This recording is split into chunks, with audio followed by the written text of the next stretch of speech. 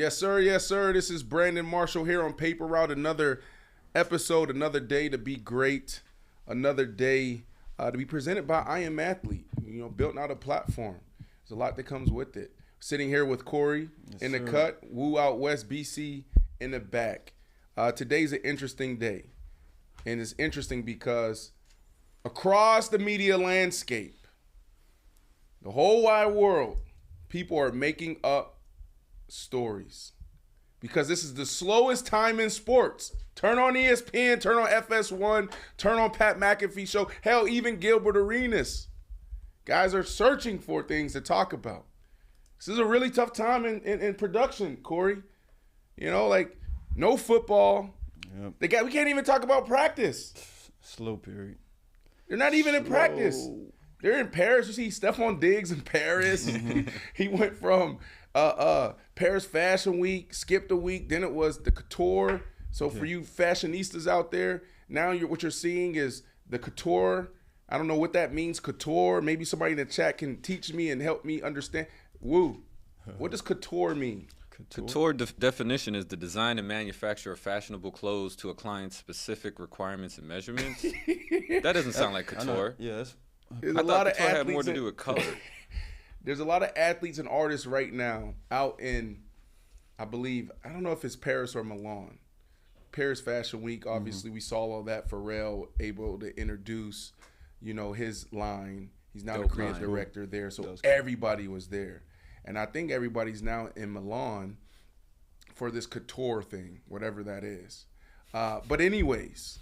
I'll say it seemed like everybody was at, was it Michael Rubin's birthday party? That's where it seemed like everybody was that all-white party? Yeah. Yeah, everybody. Brandon, why weren't you there? Right. That's a good question. You're part of everybody. Yeah. Well, I mean, I've been traveling for a couple of weeks. You know, that's not really my scene. No. You know, and it's really tough for me, I'm going to be honest with you, because, like, the business that we're in, you got to network, you got to build relationships, right? And so you got to be in those type of rooms. But, like, I don't know, this is a new thing for me, if I'm being honest, right? And this is Brandon Marshall, Woo out west, Corey in the cut, BC in the booth on Sirius XM, Faction Talk, Channel 103 for all of our listeners. But it's really tough for me because, you know, like all my life, my whole career, like I've been a guy just chill with my brothers and my cousins in the back. You know, I never hung out or was on the scene like that ever, right? But now I'm transitioning into, you know, media and, you know, leading your own charge and having your own platform. You have to be able to make those connections because it's easier. Like if I DM an athlete and an artist, like, yo, big fan, would love to have you on the show. We have a higher success rate if we actually already made a connection or we have a relationship that getting that athlete, that artist, that guest on our show, right? If they don't know me, it's going to take a very long time. So that's why it's hard for me, and you know, right now because I'm not comfortable in those type of rooms and those settings. You know, I'm the type of dude that'll just be sitting in the corner, have a drink or whatever, and just stay to myself. Yeah. So it's kind of difficult for me. I agree. I mean, I'm more of a homebody myself. So, like, I'm not traditionally – I mean, when I was younger, of course, I went out a ton. But nowadays it's like I suffer from the same thing, you know? Like, I want to expand my relationships, but it's also – I'm a little bit of an introvert. Right. So it's a little difficult in that sense. I think a lot of people relate to that. But I would definitely always encourage someone to push through. Push through and go there and do it at least once to give yourself the opportunity. So let's get back to it, right, before we jump into the news of the day and then all the hot topics, right? With that being said, if you got the invite, would you have gone? To that? Oh, I think that's an easy question. Oh, I think for me at this status, yeah, for sure. I would have came in Kmart all white. I don't care. Your favorite rapper, your favorite supermarket, everybody was there, so you would have seen him. Oh, yeah. I would have been the friendliest guy there. Like, hey, what's up, Embiid? Oh, Saquon, what's good? You might have seen your boy Daniel Jones. You should have seen it. I should have heard how much he was talking about Daniel Jones before the show today. He was there? Top 5 NFC I didn't see Daniel Jones. Oh, no, he wasn't there? You would have been praying he was there. But, I mean, you had me go – well, I guess now it would be Offset and Offset and Quavo. Yeah, they were there. So it was a good mix. I like that the way the party came out. Looked like a nice time. All right, before we jump into the news of the day, out of all the celebrities there, Daniel Jones, I don't believe was there, but Joe Burrow was there. The young quarterbacks was there. There was a few others. Who would you have gone up to and said, yo, I'm a big fan. I need a picture. Or can I have a picture? All right, so I actually know the only two people I would do this to, and I don't even think they were there. Maybe one of them. Okay. The Rock. Yeah, he wasn't there. Yep. And J. Cole. Wow. That's the only two people I could see myself getting to that level and being like, hey, can I have a picture with you? Because they're like the Rock entertainment for when I was young, and the J. Cole is just, he's a beast, but he's just like the most inspirational. Like he's like this modern era's Tupac for me. And there's a reason why he's not there too, right? Like, I don't know. I think like, damn, maybe I'm going too deep here, but I feel like a lot of times we practice elitism. You know, like there's some elitism happening right now in our culture, right? Where it's like, yo, I made it to the top, so I'm only vibing with people that made it to the top. Now, obviously, you got to create rooms and spaces like that where you can have a good time, because when you introduce other people to environments like that, things can get tricky. It could be a lot of trouble. But it's just like hard for me to be in type of environments like that where it's just like, yo, I rock with you because you got 10 million followers. I rock with you because you just won a championship. Like, I don't even know you. Now, I can say what's up. We can take pictures. We can do all of that. You know what I'm saying? But I'm not going to sit here and act like we've been homies for years. And so that's what throws me off a lot of times in those type of environments. But I will say this. They are fun. We went to the Fanatics party during the Super Bowl, and, man, it was a good time. Like, I like going out during the Super Bowl, and Fanatics have the best parties during that time. And this Michael Rubin party was legendary as well. Everybody was there. Maybe next year we'll cover it. We'll see. Any news? We got some news. So last weekend, the Peach Jam took place. What that is a Nike AAU tournament, basically. And Bryce James, LeBron James' son, drew a crowd. He drew a lot of NBA teams, the Lakers, the Heat, Magic, Cavs, Mavs, to name a few, but all made it a priority to go and scout Bryce James in this tournament. They ended up, I think they made it to the championship. They lost to Strive for Greatness 78-69. And LeBron James was a coach, so he made an appearance out there. What are your thoughts on that, though? Look at all these teams that he's already getting a look at. Listen, definitely, they're saying that Bryce might be the one, more so than Bronny. That's what they're saying. Yeah. Yo, he had a crazy pass on the baseline yesterday. I saw some of the highlights where if he's coming down the court, he was on his left side. Then he took the baseline, and he took his left hand and threw it all the way out to the corner, and dude knocked down the three. And it's like little moments like that where you're like, yo, this dude is kind of special. You know, you see NBA cats can't make that type of play. Didn't Luka make a play like that? Remember, he was like getting forced out of bounds. He threw it out of bounds around to a three-point shot. That's right. So that's accurate. That is an NBA defender, move. got the ball. I mean, perfectly placed too. But yeah, we talking about Bryce James. Like, I mean, he's already taller than Bronny. He just has more length, in my opinion. He might be a little bit more athletic. Now, don't get me wrong. Bronny's great too. I think both of them are going to be good basketball players, but I'm excited to see Bryce playing. I mean, you can see by all of the attention he's grabbing by from these NBA teams. So I'll say this. I lived in Augusta, Georgia. Fun fact: my freshman sophomore year, I was in Augusta, Georgia. Few big things that happened in Augusta, and that's it. Very nice city, very nice people. Loved it. Actually chose Augusta, Georgia, over Atlanta. So I'm not talking bad about my peers as well. Dudes are getting contracts. Dudes are getting, scholarships off of this tournament. That's how legendary this tournament is. And you saw it. LeBron showed up and coached, right? Like LeBron coming out there and coaching, I thought that was dope. And it's special. And this is how he should be spending his time in the off season, is with his boys. And it's going to be interesting to see how this thing unfold over the next couple of years between, and I don't want to compare these guys, they're brothers, they shouldn't be competing, but we're going to be looking at it like Bronny is nice, but then Bryce, he's long, he's already taller than Bronny. He's 6'6", 6'3". It's unbelievable. It's scary, and that's the younger brother. And you can see, when you watch him, it's like he's still trying to figure out his body. He's linking. We had the top 5 high school player in yesterday here at House of Athlete, and we were talking about this. He was invited to Peach Jam, but he didn't end up going, right? He's still here. And so a year and a half ago, he went from 5'9" to 6'6". Or maybe it was like 5'9" to 6'7", something crazy. And his pops was telling me, like, yo, he's still trying to figure out his body. Like, the first couple of months, he looked terrible. He went from point guard to a power forward body in less than a year. And so I say all that to say, you know, when you watch Bronny, he's long, he's linky. I don't know if that's a pause or not, but I'm like I'm like in between Fat Joe and Cam and Mace. I'm leaning Fat Joe, man. I don't really play the pause game, but I acknowledge it. Okay? But 1 foot in, 1 foot out. Yeah. When you see Bronny, because I'm gonna say he's long, like when you see Bronny, you can tell that he's still like growing into his body, trying to figure it out. Correct. It took me years to, you know, really figure out, you know, my height when I was playing ball, because I hit a growth spurt my freshman, sophomore year. So, but I mean, all those old NBA growth spurts sounded great. Like Rodman, didn't he grow like 11 inches or something? Like Dennis Rodman or who used to be on San Antonio, David Robinson.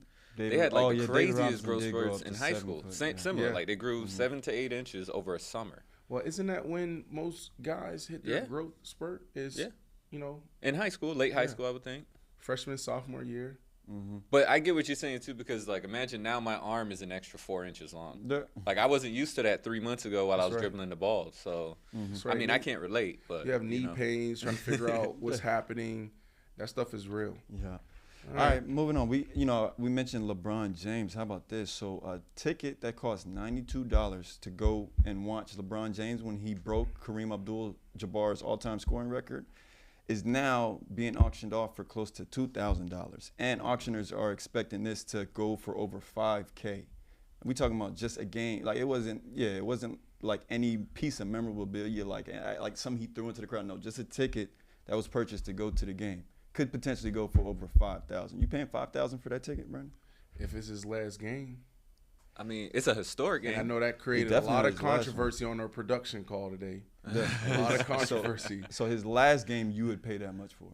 If it is, and I you know, look, we don't have to go deep into this conversation, but you know, last time I heard from LeBron, he was like, I'm contemplating retirement. I see what you're saying. If he does the unthinkable and shock the world, the sports world, and he doesn't come back this year, yeah, I can see that ticket going from $5K to $25K. But here's the thing, this is what I said. I wouldn't be surprised if Braun actually shut it down for a year or two and then came back and played with Bryce or Bronny. Really? I wouldn't be surprised. Really? Think of MJ did it. Yeah, I mean, he's completely out of his prime at this point. And I always say I always say this, right? I wish more active guys actually took more time off in the middle of their career. It's scary, yeah, because what they say is, oh, you lose it, like your skill set. Like there's certain positions where you will lose it, or maybe tougher. But man, like let's say you play football, you have a 12-year career. Around year 5, 6, 7, your body just starts breaking down, and that's when you really grow into a pro, where you start understanding the importance of nutrition, understanding the importance of recovery, understanding the importance of training properly, right? But it takes a couple of years for you to really figure out and grow into that next space of a pro athlete. During that time, I would, if I could go back in my career, I would have probably taken off a year, especially after I had hip surgery after year 5, year 6. All right, I got to pose this question, though, because it's literally next man up in the NFL. Yep. So if you're not a superstar, how can you do that? That's tough. That's right. You got to be a superstar. Hey, some people have privileges. Yeah. Pretty privileged. Some people are privileged. Yeah. Y'all want to just talk about it from a race standpoint. All athletes ain't created equal. Correct. Some athletes, they come in, they dictate everything. I ain't feeling good right now today, coach. I can't go. Because the team feel like this. I think we need to slow it down. Maybe we just do a walkthrough. You know, it's like, look, I want to be traded here. Or, you know, like, look, I can't I'm not going to play this year. And then you come back the next year and you still sought after. What's the difference between taking a year off, right? Like say, I'm going to take a year off just to heal, mentally, physically, spiritually. What's the difference between that and an athlete tearing his ACL and still out a year? Good point. Good point. Because I was just thinking, I'm like, you're right, but I think it's a very, very small amount of athletes who can do that's just the reality with them. You got to be, like NBA, you got to be a starter. You can't be on the bench like, hey, bro, I'm going to take a year off. I feel like not body. even a starter. Think about that. Like, because there's some young guys in the NBA that are starters that are still trying to prove themselves. They can't take no year off. No, you can't. You know? No, you're right. I got a question, that's why I said it's not all athletes are created equal. You're right. Not everybody can do that. But when you're the guy, you know, we're talking about LeBron, right? Like, LeBron, if he takes a year off and then he comes back a year later, or maybe he takes 2 years off, will they still pay him $20 million, $30 million? I think so. Yeah. Will he still have the Lakers wanting him and other teams wanting him? Absolutely. I think so. For 20, that's another conversation. For 20 M's though. So you wouldn't give LeBron? Corey, you're the owner, so LeBron takes off a year, 2 years. No. He comes back. It's LeBron James. You saw what he just did with this team. Mm-hmm. Yeah, no. You What wouldn't is give he him doing 20, in those 2 I'm years? Because isn't it going to be like year 23, 24? It doesn't matter. It's LeBron. Think about Jordan. I'm bringing up Jordan, and we're going to talk about LeBron. When Jordan took that amount of time off, he was playing a professional sport. You know what I'm saying? So he was staying active. I mean. Not to say that LeBron wouldn't stay active. I mean, he's one of the greatest athletes of all times. I don't think he would just completely, ditch just actually staying active. But no, he's not going to be the LeBron James that we'd expect at this late in his career if he were to take 2 years off and come back. That's what I was going to say next, was just kind of like, when is that? Is it in the first 5 years? Is it in the first 10 years? Because we already know it's judged based on your, I guess, like the team's need of you. Mm-hmm. So meaning that if I'm the 7th guy on the bench, I can't do that. Yeah. But if I'm LeBron James, or I would even say, let's say Jalen Brunson, mm-hmm. he might be at the halfway mark of being able to do that because he's a starter. That's a good example. Imagine a Jalen Brunson just like, nah, I'm going to take it easy for like a year or two. That's what I'm saying. It doesn't make sense if you're at that level. Yeah. Because now I think the young guards are going to come up and steal your position. Imagine like a Luka even doing that. I don't even think Luka would be able to get away with it. Luka? He's hands down one of the superstars in the NBA, right? Who, Luka? I don't even think Luka would be able to get away with that.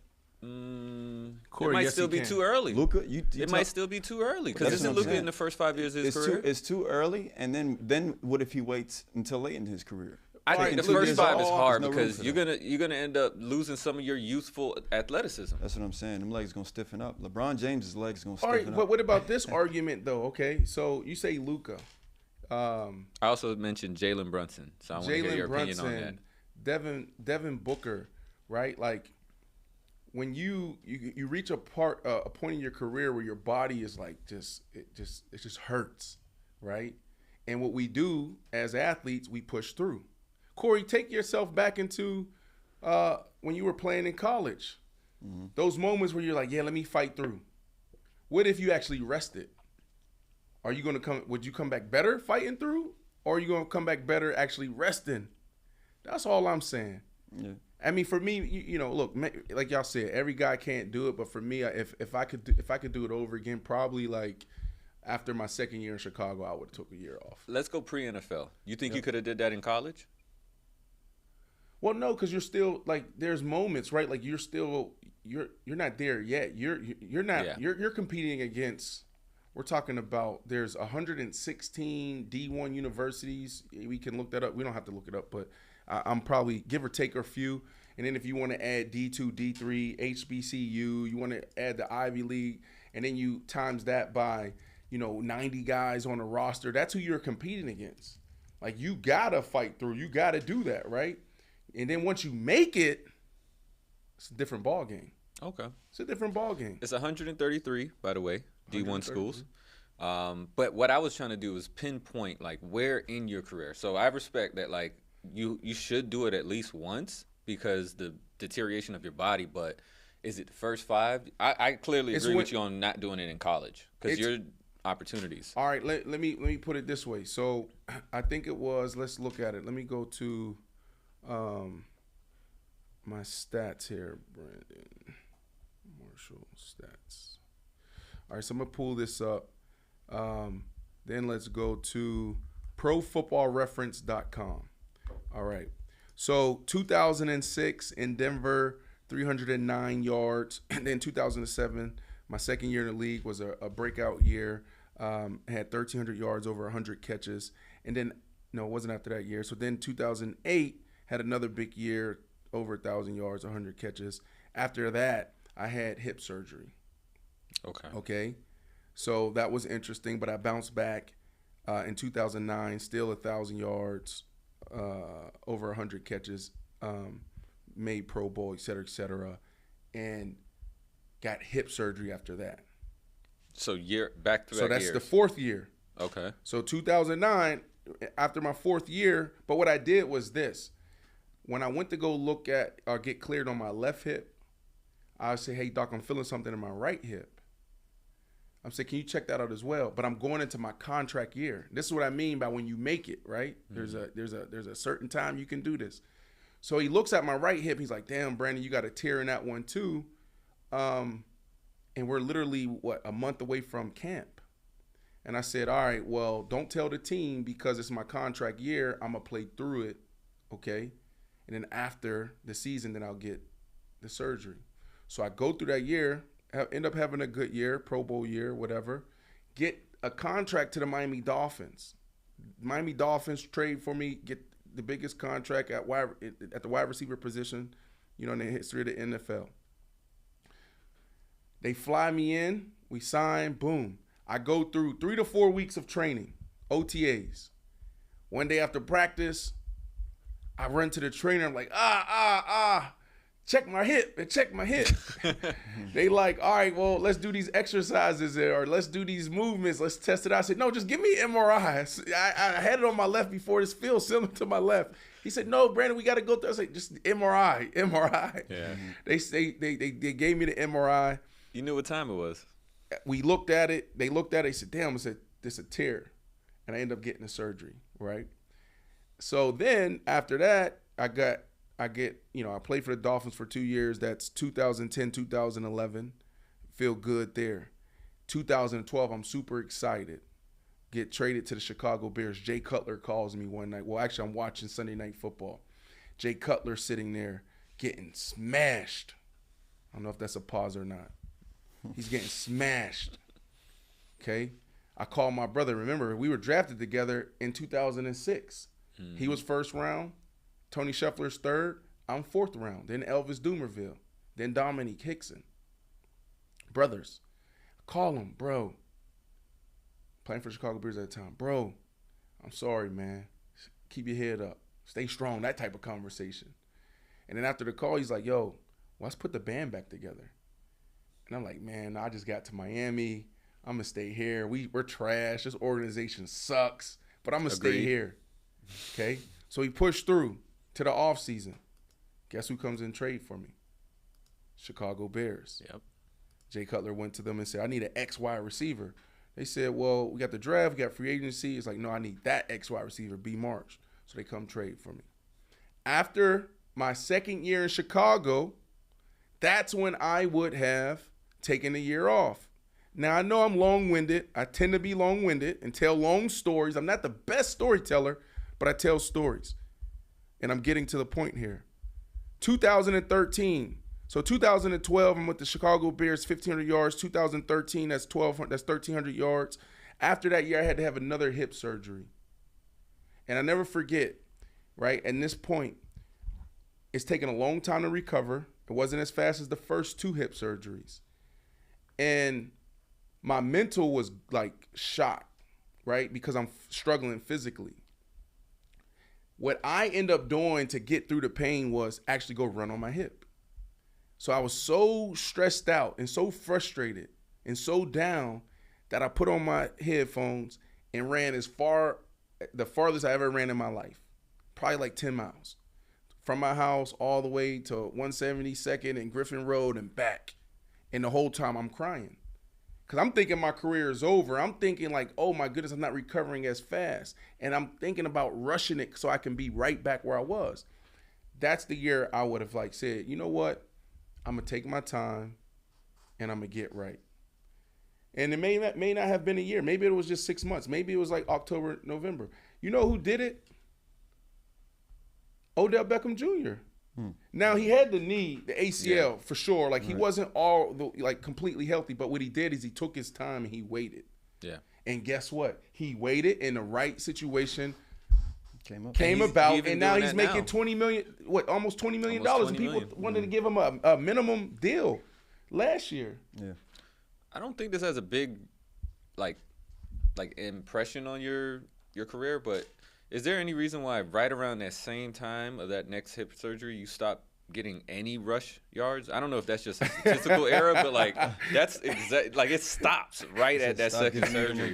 Yo, you are funny, yo. How the hell? I'm just looking. The stuff that he finds. Yeah, he looking deep into your stats. Right. I'm just see this huge gap. I'm like, okay, is that part of it? Like, well, so Brian Daboll, head coach of the New York Football Giants. Okay, he was our offensive coordinator in 2011 with the Miami Dolphins, by way of the New England Patriots. Wide receiver coach, tight ends coach. We hired him as our offensive coordinator. First big gig, okay? If you look at those 2 years, my numbers dip, right? I'm going from 100 catches, to 80 catches, 80 catches, right? So there was a frustration there. We used to have conversation. This is why we're still cool to this day, is because how we used to communicate. One day, he brings me into his office. He's like, hey, B, you know I'm trying to get you the ball. You know I love you. This is what we're going to do. And let me show you this package. I got 5 reverses and rush things. We're going to put you in Wildcat, this and that. I looked at Coach Daboll. I said, I'm a fucking receiver. Yeah. I get paid to catch the ball, not run the ball. I ain't doing none of that. You better find ways to throw me the ball, right? So it was in that moment where I was like, yo, this rushing thing, reverse thing, I can care less about it, because why?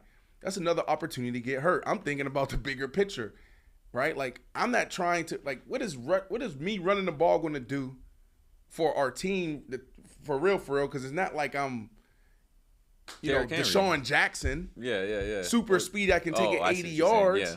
Like, I'm going to pick up 5-6 yards. The risk outweighs the reward in that situation. And so, sorry to be long-winded again, but that's why you see a drastic drop. It's a huge drop right there. Like, no more. Said I ain't rushing nothing. Corey, you played wide receiver. Yeah. Or were you a receiver that touched the ball in the backfield, got reverses? Did you enjoy that? I was, and I did enjoy it, because really? I was a speed guy too. So I mean, if I can get around the edge in a different way and get the ball in my hands, because as a receiver you can only control so much. If I can get the ball handed to me, well, now the ball's in my hand. Cool, that's all I want. I obviously had a different experience as a receiver, so any chance I can get the ball in my hands, Corey was like, give me that ball. Yeah, give me the rock. I'm trying to make a play. So I got a different experience there with it. But yeah, we got some more news of the day. I want to get your thoughts on this, Brandon. So Breanna Stewart, WNBA player in the New York Liberty, recently had a 13-hour travel day, which included bus rides, commercial flights, and also, in that trip, they spent time at 3 different airports just trying to get from Connecticut to Las Vegas. And if you remember, when Breanna Stewart was originally coming from Seattle to New York, she wanted it in her contract that the New York Liberty would, incorporate more chartered flights. Really? And with this, you kind of question if that was actually, put in her contract or not. But what are your thoughts on this? Do these WNBA players deserve these charter flights? Because, of course, another conversation is it just comes down to revenue and how much the league makes. So, what are your thoughts on this situation? Yeah, well, first off, keep this right here. All right. The New York Liberty had a 13-hour travel day that included bus rides, commercial flights, and time spent at 3 airports to get from Connecticut to Las Vegas. For context, do we know how long a one-way flight, direct flight from New York to Vegas takes? 6 hours. Yeah. That's I got BC saying 4.5 to 5 hours. All right, let's look it up. That's even better if that's 4. The case. Come on, Woo. The wear and tear on their bodies is one reason players are lobbying for a charter flight. So there's a lot there. First, the hours. It doesn't take 13 hours. It doesn't take all these bus rides and 3 airports. Are you kidding me? Yeah. So that's a problem in itself. So Wu is looking up how long it actually takes to travel from New York to Las Vegas. I've taken this several times. BC in the booth is saying 5.5. It's 5.5. So it's in So between. yeah. I said 6, BC said 4.5, so somewhere in between. Okay. Balance itself out. So double the time to get there, apparently. All right, so Almost that's a triple. problem. All right, the wear and tear on your bodies, that's a real thing. You got to understand, like, can we look up how many games does the WNBA players have in a regular season? Yo, that is a lot. That is brutal. Yeah. Traveling that much. 40. So half of them are on the road. That's a lot. And some back-to-backs and all of that going from East Coast to West Coast. So imagine 20, 13-hour trips. Yo, You're talking about in this dehydrated. case, they were traveling to play the best team in the WNBA too. So you got to consider that they're playing a tough game after they get off of these 13 And how that affects travel days. their Yeah, so that's what gameplay. they're saying. And can we throw that picture back up? One more thing. What do we notice here, guys? And I'm sorry for everybody on Faction Talk Channel 103 Sirius XM that can't see this but can hear us. Go to YouTube and you can see this beautiful graphic that Jazz created for us. What do you guys see here? Yeah, No they're first also, class? they're in There you coach. go. Go ahead, Yeah, Wu. yeah, I'm gonna say that. Oh, no, that's BC. I got to give Oh, BC oh, credit. BC. He said, I was no going first to- class. They yeah, look like they're they're just coach, man. regular passengers Right, they- on an economy flight. So that they can't even get first class? Yeah. No, And unfortunately. And then, listen, what did I say earlier? Not every athlete is created equal. So even as us as football players, when we chartered flights, who was in first class? The guys that made $5-6 million plus. Everybody else going to back. Oh, for real? You'll have big offensive linemen, like 6'7", crunched in Well, a that's good to freaking know. seat, right? But so that's a problem. You have Breonna Stewart, who's not even, in first class. So that is a problem. But Corey, you brought up something that we can't ignore. It's about revenue, right? When any business, you gotta be able to have healthy margins, right? Now I don't know what their margins are, but the business has to be profitable. So yes, you do have to make the right investment into your players, your team, your amenities, all of those things.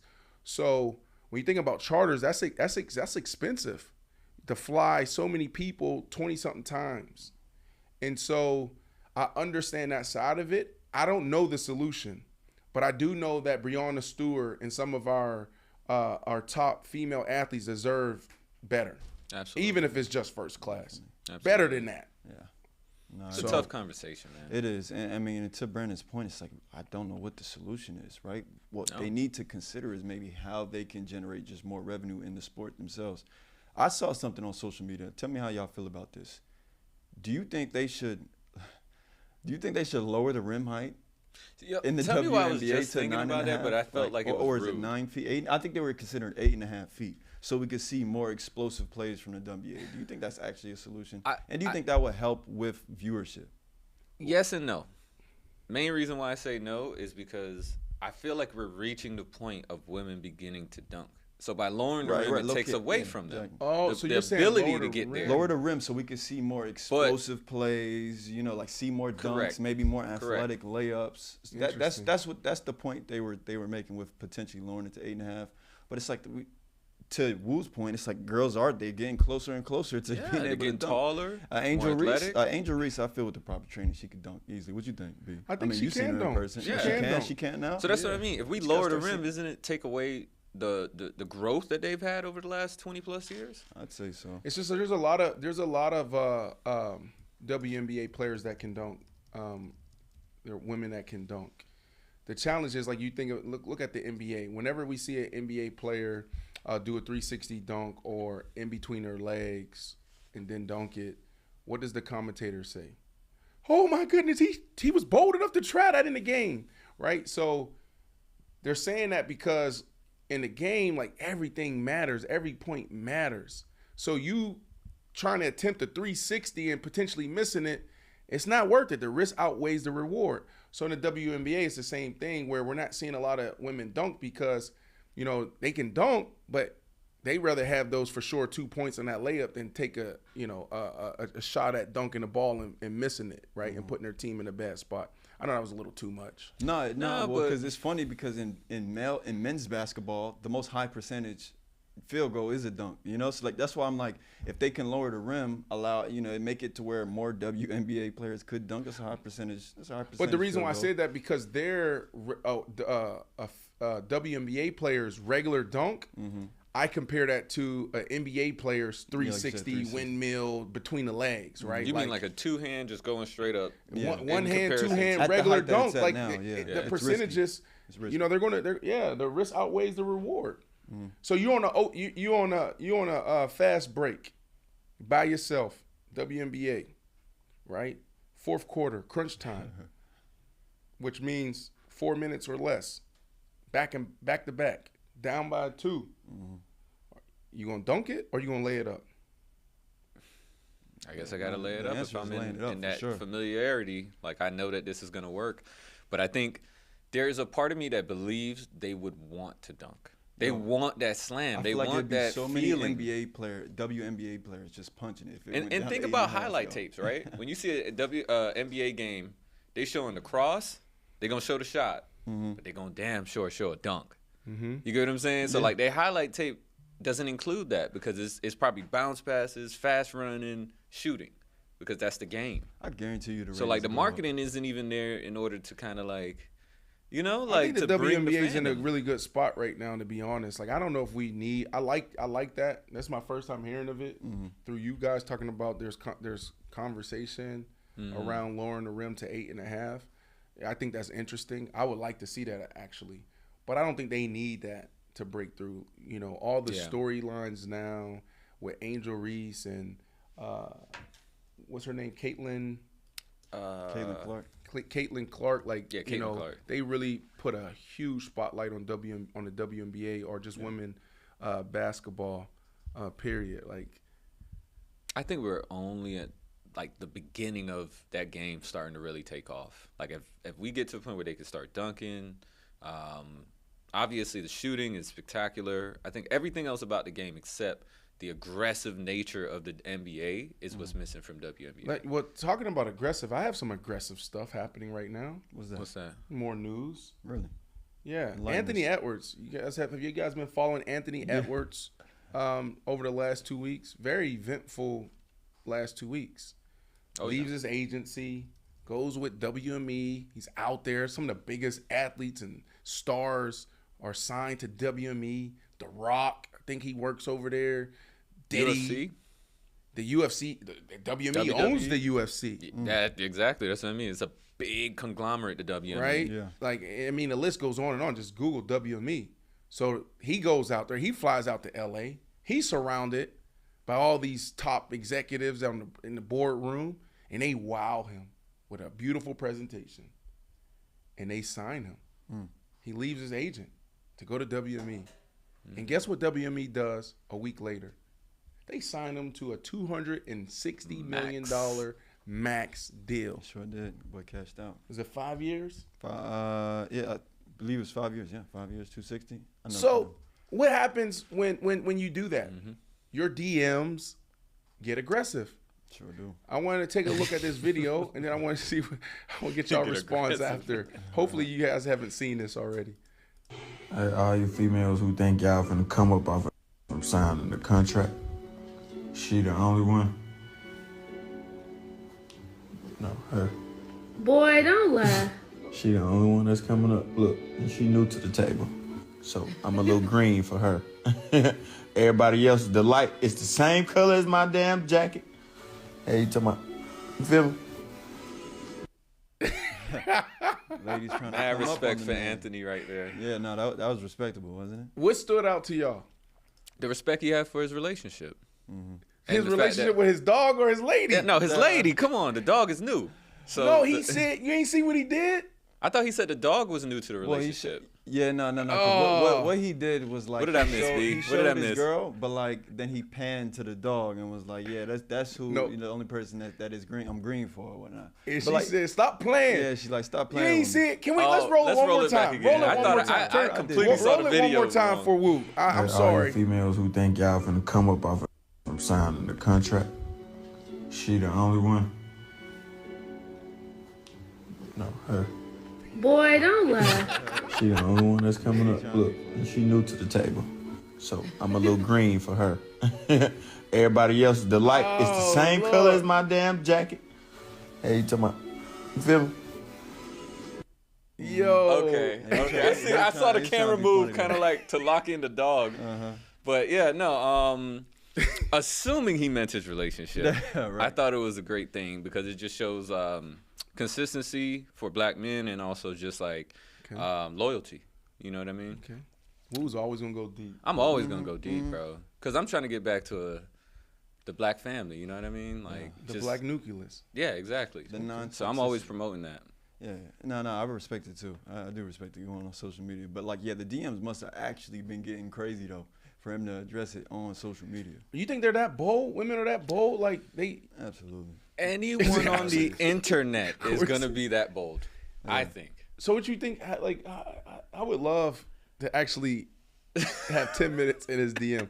Are they just like? Because obviously you got the ratchets that sending crazy videos and pictures, right? Yeah.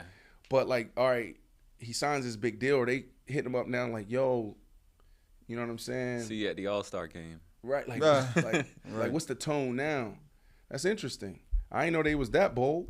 I mean, I think we know what it is, but at the end of the day, it's like when you got a good one, like why? You know?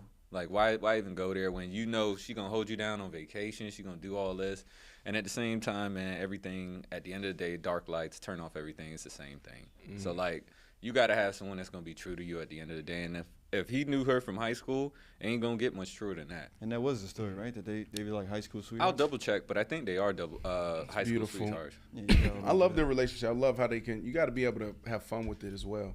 But I would tell you this, man. Like,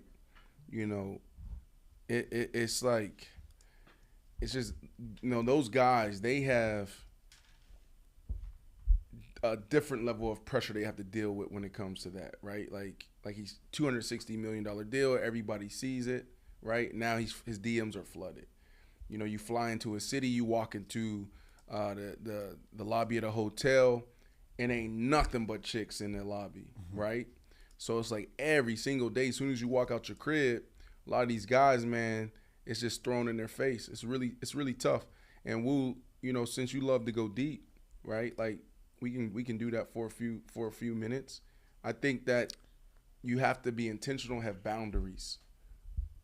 It's not just like if you just go out in the world as a man and it's just like, all right, cool. I'm in a relationship, but and my intentions are to be, loyal and operate with the ultimate integrity. You're gonna fall 9 times out of 10. But if you walk out understanding that these pitfalls exist and put those guardrails up, then you have an opportunity. Then you're in position, right? But you gotta be intentional there. How you travel, what you're consuming, even DMs, right? Like restrictions around that. Yeah. You know what I mean? It could be restrictions as far as like social media pages. Like you get to a point where you're looking on your timeline and you're like, damn, this is enough of these bikini pics or cars, whatever your thing is, and you realize like I got to make a change, so you start unsubscribing. If you're not willing to do those things, you're not willing to make that discipline, then you might go down in a pit. But I do want to make a correction because I ain't trying to throw no shade, but they're not high school sweethearts. Oh, She's no. 8 years older than him. What? She's 29, I think. There's no way that girl 29, really? Sorry, not 29. I think Woo is I got to double check that, but there is an 8-year gap between. Where'd you them. get this I would've news thought for from? sure From the they were chat? young or the No, I same was just age. searching and I realized that they have an 8-year gap. Woo be talking and searching saw at the somebody- same time. How the hell No, do you he's- do he's that? talented. I saw somebody in the chat say they thought that was his daughter at first. I'm like, yeah, that's crazy. I mean, no, but to their point, like she does look mad young. I thought they were. I know he's young too, so I just thought they were the same age. That is interesting. Papa Lockett said, "Don't calls after 8:30 p.m. unless it's your mama." I don't know.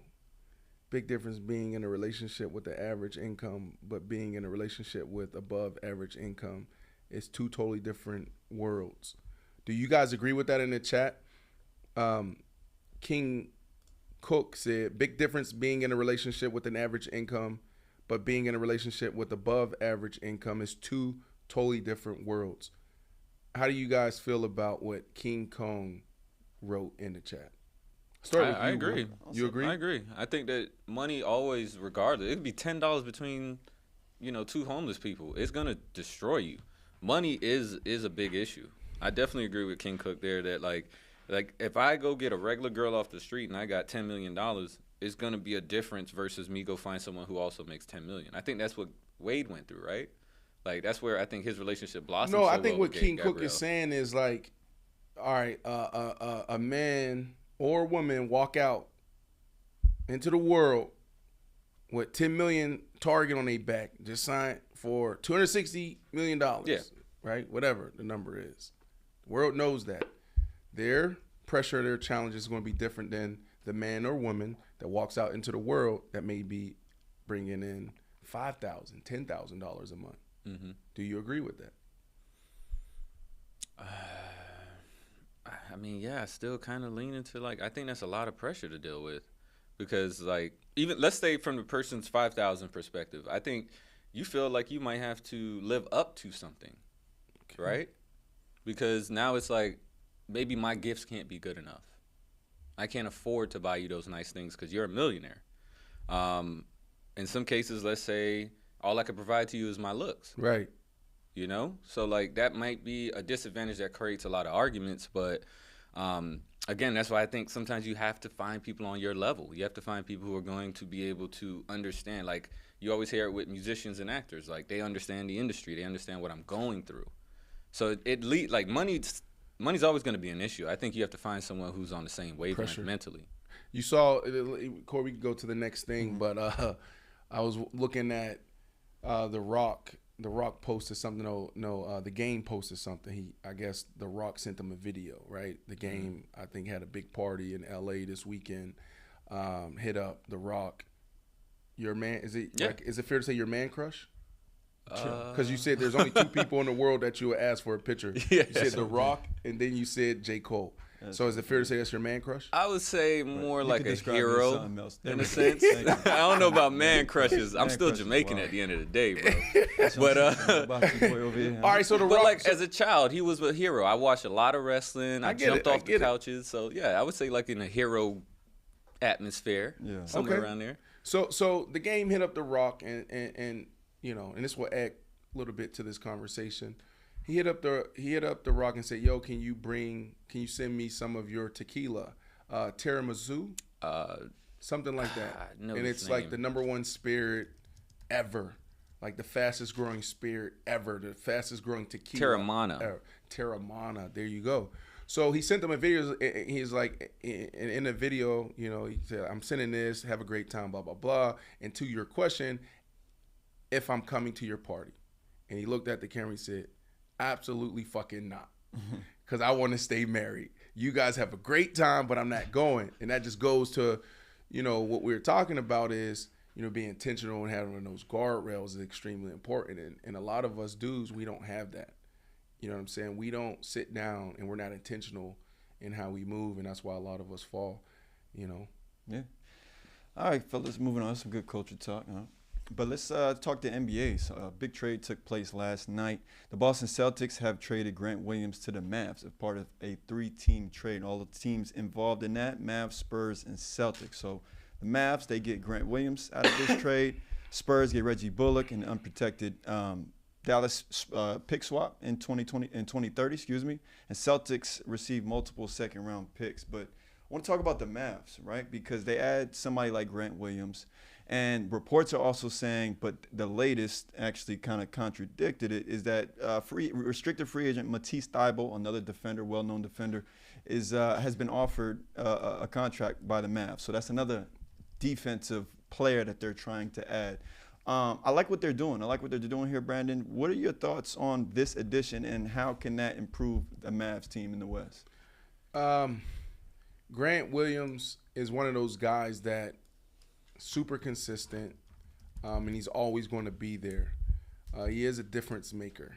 But I think where this team is going to separate himself or succeed or implode is between Luka and Kyrie.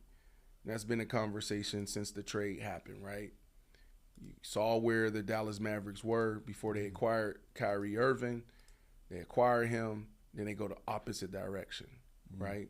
So what they wanted to see, they didn't see, they didn't get. So how are these two guys that are ball dominant guys going to play together?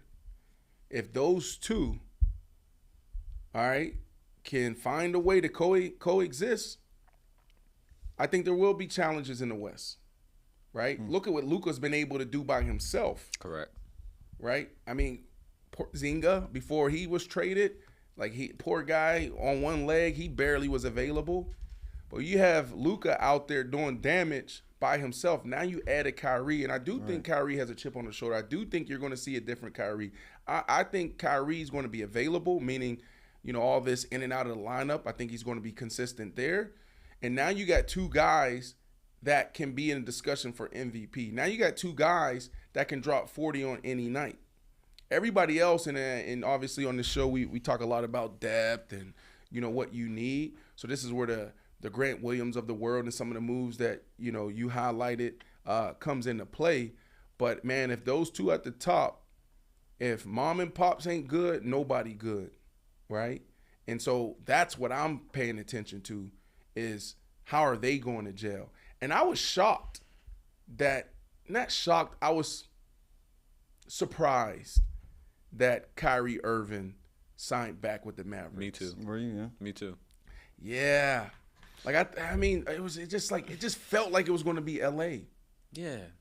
He was putting that out a lot, but the other thing, I just looked at his record with them.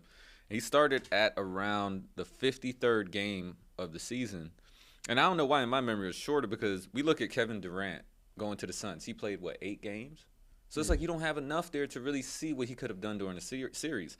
This is a 30-game count, and their whole season crashed after that. Mm-hmm. So I don't know why he went back. I don't know what he saw. Maybe he just had conversations with Luka, but he had plenty to go off of. I mean, it had to be conversations with the GM and the head coach and what they were going to do going into next season. Because, like I said, if you look at the pieces that they've added Grant Williams, but they've also added Rashawn Holmes from the Kings. He's a center that came from over there. He's great when he's healthy. They pick up a guy like Seth Curry. What they were also needing too. These were the two things that I feel the Mavs needed in order to improve their team. That was rebounding and it was defense. And it was also, and it helps if these players can offer 3-point shooting, and that's what Seth Curry offers. That's what Grant Williams offers. Holmes, defense, and rebounding. So they're putting the pieces around Luka and Kyrie in order for those guys to just do their thing, but also have a complementary team around them. I don't know. Like I said, I think Kyrie saw the vision. I think that's what it comes down to. Kyrie seen the money because there was a few scenarios out there. There was a few scenarios out there where, for him to get a max deal, whether 3-year, 4-year, 5-year, and I could be chopping this up a little bit, but his best opportunity to maximize his earnings was with the Dallas Mavericks. Yeah. Now he could have gone somewhere else, but it would have had to come in way of a sign and trade, and he would have been able to get a max on a new team. And the Mavs weren't willing to do that, and that's why he got the deal. You talked about saw the opportunity, and believed in what they could do on the floor. I think Kyrie also had to put the money first, right? Because remember what happened last year? He lost his Nike deal. Mm-hmm. And, he is a max player, but because of how things have unfolded over the last few years, no team has ran to the forefront saying we want him and we want to give him everything. And that's one of the reasons why he left the Nets, because they weren't willing to break the bank for him. But, all right, so with what they have now, are the Mavs a playoff team? Are they a play-in team? Or are they a team fighting for a play-in team? All right, so let me go to the rankings here. Brandon Marshall, Corey, Holmes, Woo out west, BC in the back, Corey in the cut, Paper Route, Faction Talk, Sirius XM, Channel 103 on YouTube Monday through Thursday. We appreciate all you guys for tuning in and helping us build this platform. I know there's questions people ask me all the time. Brandon, what are you doing? What are you guys doing? What are you building? The goal for us is to continue our weekly show, but we're in off season right now. NBA has an off season. NFL has an off season. It's time to get into the off season, work on what's working, fix the things that are broken, and then come back out. So we're looking at fall time. And then now we have an opportunity, right? You see what's happening at ESPN and FS1. Guys aren't happy. People are upset. ESPN is being disrupted, right? They're not bringing as many dollars because you have the Pat McAfees of the world, the Gilbert Arenas of the world doing a phenomenal job right here on YouTube and in audio platforms as well.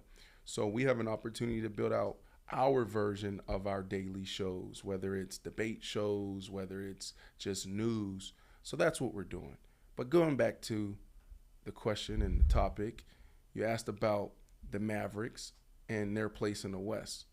So if you go to standings, Corey, all right, Denver Nuggets, obviously the champs, right? So they're there. You have the Memphis Grizzlies sitting at 2, Sacramento Kings, you 3. Listen, a lot of teams before you get to the Mavs. Phoenix Suns, but it's about your question is next year, right? Yeah, right. So you have the Phoenix Suns, the Clippers, the Golden State Warriors, then the Lakers, the Timberwolves, OKC, and New Orleans, and then you have the Mavs in 11, right? At 11. I wouldn't be surprised if they're 5th seed, even the 4th seed, right? Sacramento Kings, they did a phenomenal job, but will they be able to sustain? Even the Memphis Grizzlies, they're without Ja for what, 30? Was it 30 games he was suspended? Games. 25 games, yeah. Right? So you look at Denver Nuggets will be there. I think the Phoenix Suns will be there. We'll see what happens with the Clippers, the Warriors. Not sure what's going on there, but you have, their big 3. The Lakers, I think, are going to be better, but I think the Mavericks are is the team. If those two at the top can coexist, I think they could easily be a 5th seed.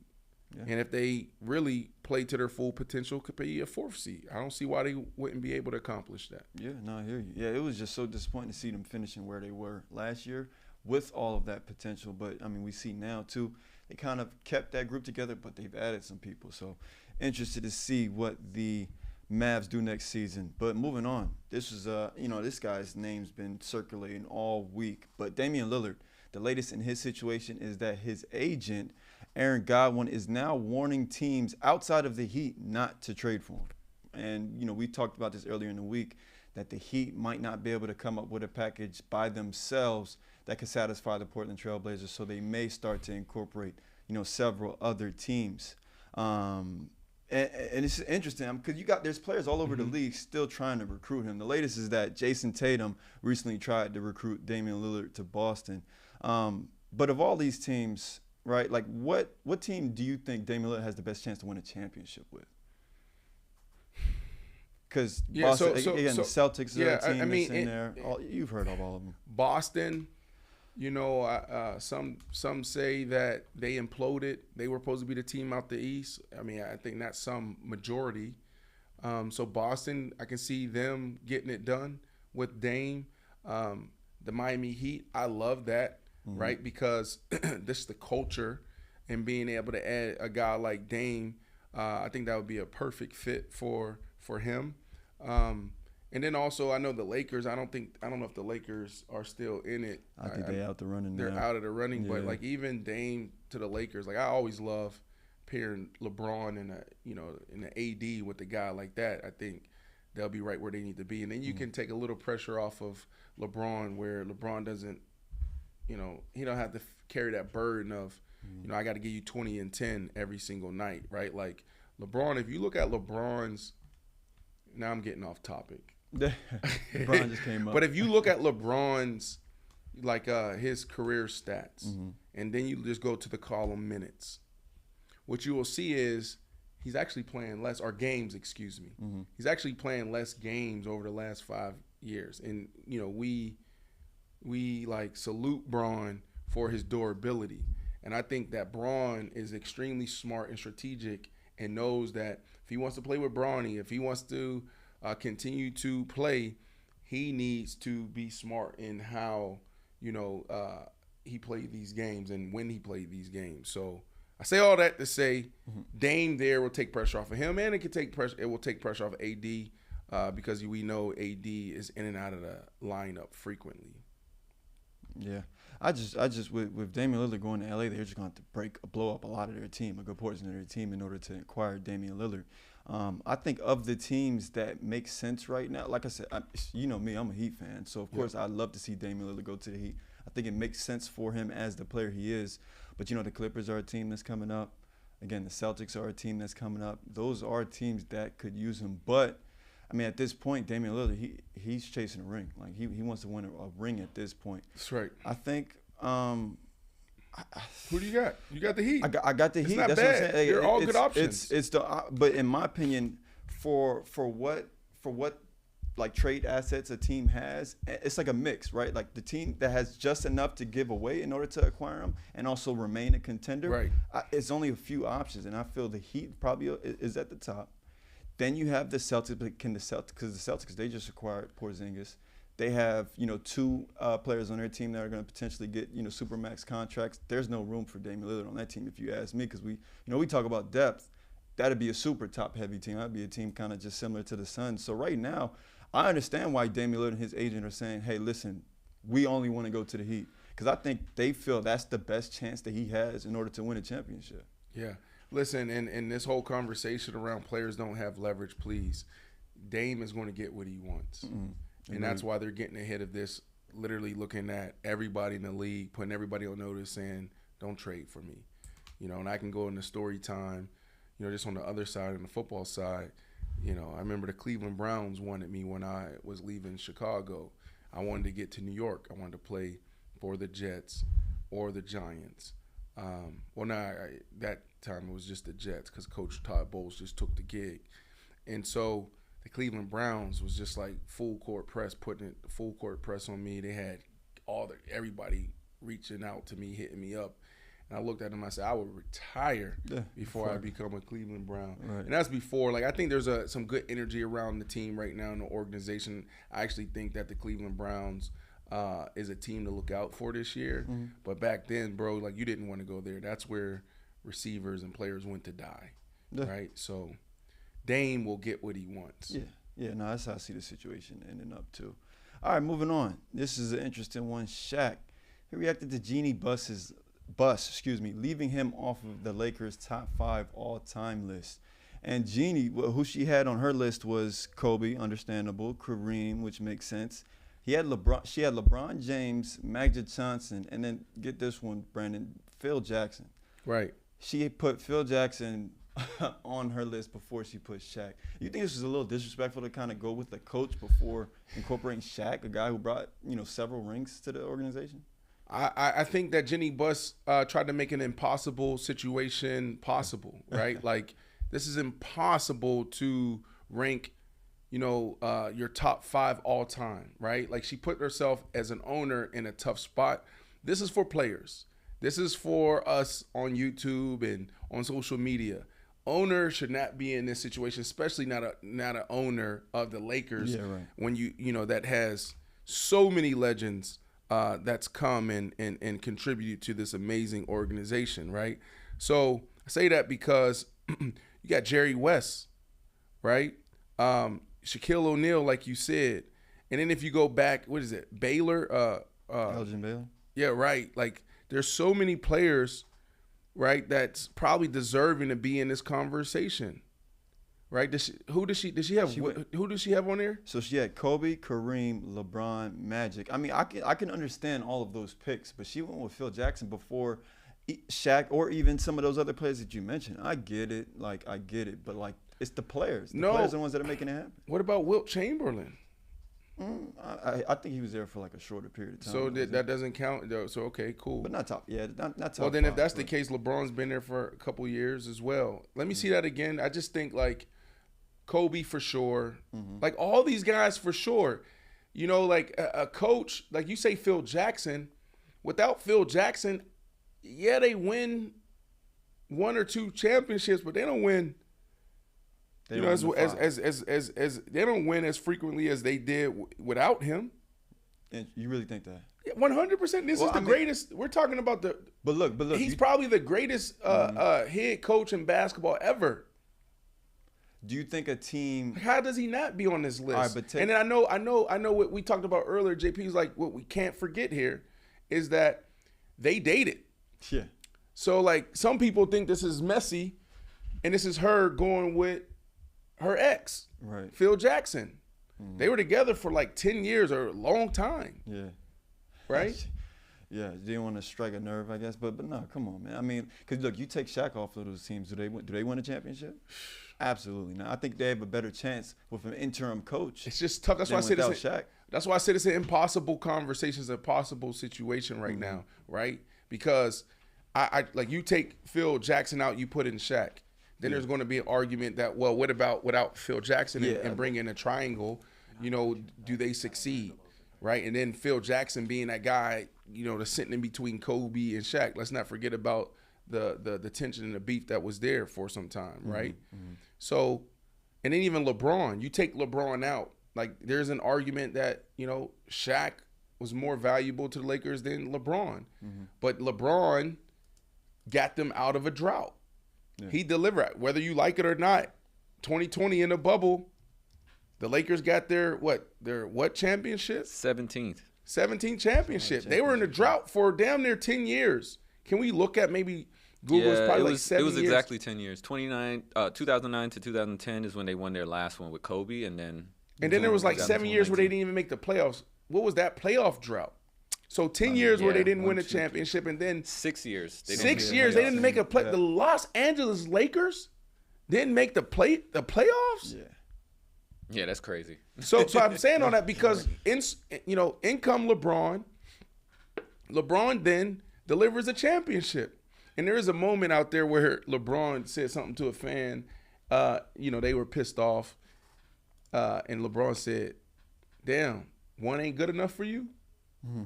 You know what I'm saying? Like, don't forget about where this organization was before I got here. So, I don't know, Corey. I think that she should have went with just top 10. She should have said, you know what? 10, keep it safe. Yeah, she should have been politically correct, diplomatic. I know we don't love that. Doesn't always work. But I feel like her position, she should have said, you know what? Or maybe, you know what? I do this when I do receivers. All right, give me a 5A, 5B. Yeah. And with a top 20 then. Yeah. This is hard. Different. All right, moving on. So Isaiah Thomas, he believes that Ja Morant will have the best season of his career with D Rose now in the locker room. I thought that was interesting. He took to Twitter to kind of express that. And then, of course, Ja Morant, he quote retweeted and said, "You too loud, OG. They're going to feel me for sure." And you alluded to it, earlier in the show. He has a 25-game suspension. So they're going to have to, of course, fend for the time that he's gone. But when he gets back, again, we saw that they added Marcus Smart and they added a guy like D Rose. And you talk about all the time, too, of what it means to have a veteran in the locker room. So I just want to get your thoughts on this. And do you think that Ja Morant has the best season, ahead of him? Yeah, well, first off, let's take Derrick Rose out of the equation. Mm-hmm. Ja Morant, like, this is the moment where you wake up, Mm-hmm. This is the moment where you're like, you know what? Like, I gotta move correctly, gotta put myself in the right position on and off the court, and I'm coming back with a vengeance, right? Like, you should be, which he is probably, putting in work, staying low, being quiet, but he got to come back and find a way to get his name in that MVP discussion. Like, where, like, damn, he missed 25 games, but what he's doing is ridiculous, right? So he should already be there without D Rose. And, adding D Rose, I do agree with Isaiah Thomas, right? Having that veteran, I just believe that, the way we devalue veterans like D Rose and, because we had this conversation on the show maybe a month and a half ago. We're talking about Udonis Haslem. And P.J. Tucker. Like, those guys, man, sometimes, like, I understand the market, but for me, if I'm an owner and if I have a guy like D Rose and I have a young locker room, if I have a guy available like a P.J. Tucker where my team may need a little bit of, a little toughness, I'm adding them and I'm paying above market price. Oh, you paying above? Yeah. Remember that phone call? He was like, I'm not paying above. That's one guy. Yeah, I get. That's right. Like, you got not everybody embracing in MLB the money ball. In the NFL, not everybody approaches, their business like the Rams, where they say F them picks, right? And they're like, you know what? A veteran player is more valuable than a first round pick. And what they do, they got themselves a Super Bowl. You know, and they went to 2 Super Bowls. Mm-hmm. Now they Is got a that the little only reset. answer? They got a Is that the only answer? You got to have a vet? No, that ain't the only answer. But I think like there's just so many things that a veteran brings to the table. Yeah, agreed. So a guy like D Rose in this situation is perfect. Because let me tell you why D Rose is perfect. He's not even he's non-threatening. Right? Yeah, First on the court. And he's been there. Yep, That's on the the court. biggest He's piece. not gonna. You're not worrying about your spot. Soon you come back, you're still gonna be the guy. And then also, D Rose is like a rose. I think he's like just the sweetest thing in the world. When I played in Chicago, we lived in the same building. He was the first person I ever seen driving around the Rolls Royce Wraith. That's back when it was like $500,000 before the price came down. He used to drive me around to the hood, to his little gyms and stuff. We kicked it. Soft. But he's so powerful. I mean, I used to be in that car, bro, or be sitting with D Rose, man, and he's younger than me. And I'm like, yo, this D Rose. He has that type of energy, that way about him, like Allen Iverson. You know, some Agreed. dudes that come in, it's just like, man, their presence. Stack has that presence. It's like, yo, that's it. Michael Vick has that. Yep. There's some guys, man, when they walk in, it's like you automatically respect them because of how they played and also what they've overcome off and how they conduct themselves. So D Rose is that. So he's non-threatening, right? So I say that because when you're young like a Ja Morant, you know, sometimes a loudmouth person come and look what he said. You too loud, OG. He still got that chip on his shoulder. He still, you too, which it was playful. It was no disrespect. You too loud, OG. They gonna feel me. Like he's still in that mindset. He's not like really tapping into that humility all the way. Correct. Yeah. D Rose gonna come and be like, yeah, man, this is what I would do. You know, I think you should think about this, think about it that way. I think that energy matches where Jaw's I at. think he's the in his perfect veteran if you really think about it, right? He's been an MVP. He had that aggressive nature about him when he was young. And why are we, at the same time while we're talking about veterans, don't we value mentorship in life? Yeah, absolutely. So, We like, say why we don't do. we want that in basketball, right? Like, I get that, like, everyone's played the game, everyone's experienced, everyone's at the highest, but, like, I hate when you see someone shit on something here only to give it flowers here. Right. Because we value mentorship. We say we do. Yeah, we say It's we a do. business. I like this. You know who? But we talking about Ja Morant, talking about D Rose. I don't know what it's doing, but I'm following him right now. He was in Italy doing some pickup. He's still training. I would like to see it. He's a guy. Why isn't he in the league? Which guy is that? Isaiah Thomas. Brandon Marshall here. Didn't he have big- Corey in the cut. Woo out west. BC in the booth. Didn't shout out Manderville today.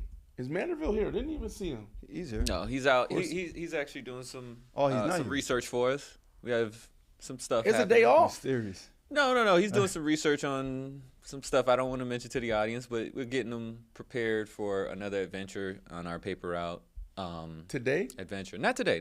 Oh, not today. coming soon. We're going to. Yeah, you know, like we getting them ready for something new, something different, and he went to do a little bit of research, intel. Okay. I like it. I think I may know. You may. He had to go somewhere and see something. He really Correct. trying to figure it out. Oh, Yeah. He's in Miami. I mean, yeah, if you want to give everything away. I'm not giving him. I know, right? You're trying No. to have him spill the Yeah, news you on know. the show. Anything, Nah, man. anything good happening? Anything good happening in the chat today? Like anything that we need to respond to? Who do we need to connect with? Chat? Are you guys listening to us? Yeah, let's What are throw up a chat question, right? Yeah. We can do that. See what's happening here. That's a good question. Where are you with your QB build? My QB build. Yeah. You want to do it King in real Cook. time? King Cook actually did it. Let's do it in real time. Do it in real time. You want to do it in real time? No graphic, though. We could put. We don't need the graphic. We'll put up Corey's. Maybe if we can. Did we have? Well, we couldn't do it yesterday. If we have a graphic, we can throw that up, and I will actually do it in real time. And then tomorrow, you know, we can build our quarterback beer, build a beer quarterback edition. Or should we wait? I would probably say let's wait, just because I really like the way those Frankenstein graphics come together. Yeah, and that's I think better the audience when we can enjoys break it as down, well. right? Yeah, in front of us. You know what we should get? What we should do We should get like a picture of everybody contributing to the show. So we're like, because we talk about you really like those graphics. Jazz was out in L.A., who creates these amazing assets for us every single day. Like we should like put a picture up on it. Like, but embarrassing though. Like find one that's like, it's cool, we showing you love, but we also gonna show like why you posing like that. Yeah. You know what I'm saying? Yeah. Kind of like, what's up with this post? Like an Instagram post that's kind of shady. No. We definitely got to shout some love to Jazz, JP, Shelly, all the people who work on this team, and of course in the building. Okay. Well, there's some football stuff. Go ahead, Corey. No, so I got a bit of news that I wanted to kind of get your thoughts on, right? So this is according to Financial Times via Sports Business Daily. Ooh, Saudi Arabia. Financial Times Sports News Daily? Yep, via Sports Business Daily. Okay. So Saudi Arabia actually plans to launch a multi-billion-dollar investment company to expand its sports outside of golf, right? Because if you're familiar with Live, the new golfing, is it a league? Well, I don't know, I forgot how to refer to it.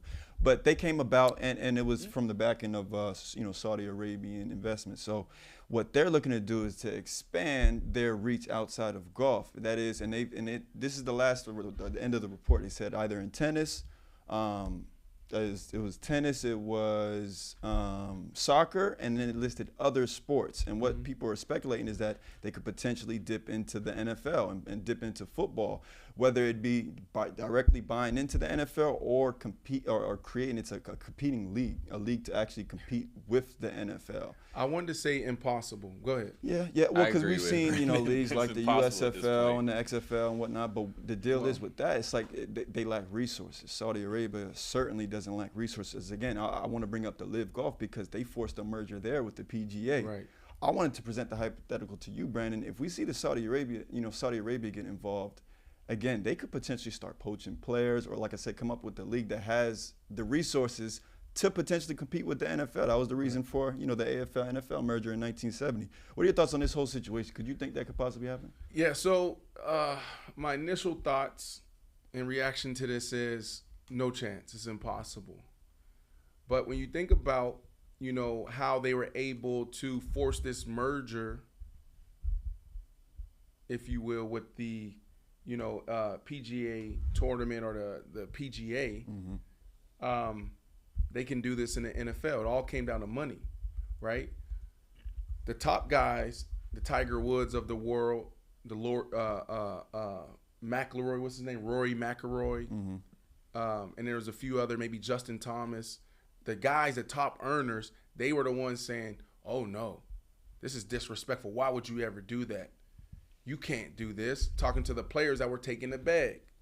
So the top guys stayed, but then there was guys that was getting $200 million deals, I believe, right? Or can you look that up? Because I don't want to be I know I'm off, but I don't want to be way off. Yeah. So you had all these other guys, these mid-tier guys, and even some big-name guys go take the bag. So I say no, and the reason why that was my initial reaction, because like as a player, we all dream to be on that stage. And it's going to take 104 years for them to build what the NFL has built, right? The NFL is 104 years old. Every kid in the world, and it's not really a global sport, almost there, maybe not, wants to play in the NFL. Same thing in the NBA, right?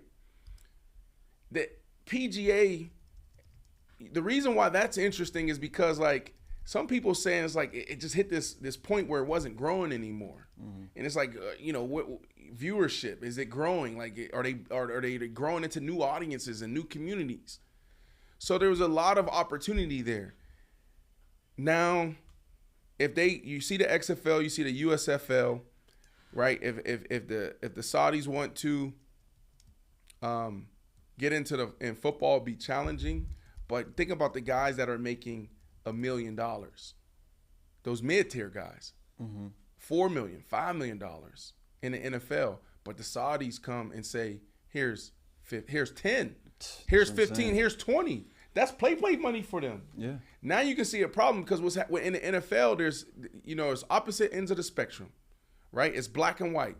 There's no more in between. When I first got in the league, there was an in between where you had veterans who was making $3, $4, $5 million. They're no longer paying a lot of the veterans that type of money.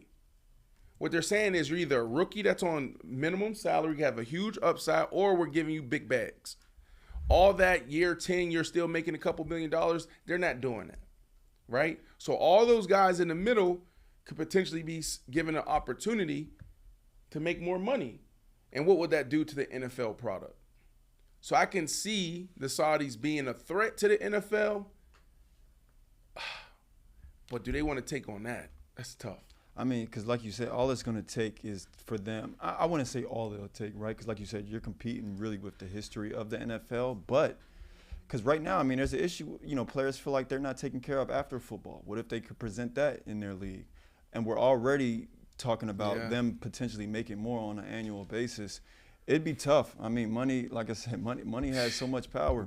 It has a lot of power. So, and like I said, the reason why XFL and USFL, there's good football played in those leagues. It's just that the biggest difference between that and NFL are resources. Just imagine if they had, you know, contracts that were multi-million-dollar contracts. Guys would consider it. I really feel like players would consider listen, it. it's good football, but I don't think the product's the same.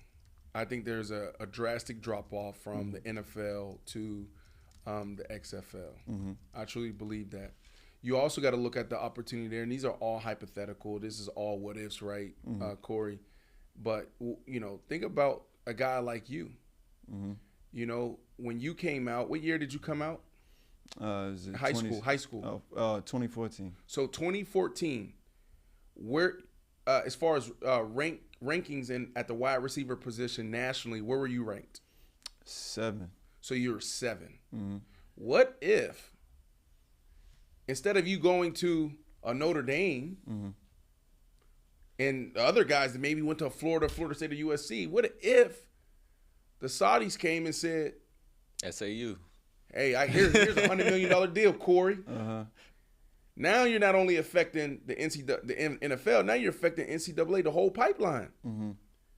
So listen, I think there's still a huge drop off in talent from one league to the next, but I do see an opportunity for them to be disruptive. Yeah, I'm gonna say, because that hypothetical you just posed, that would have created a real problem. That's what's happening in basketball, OTA, overtime. Yeah. I mean, what you would have done?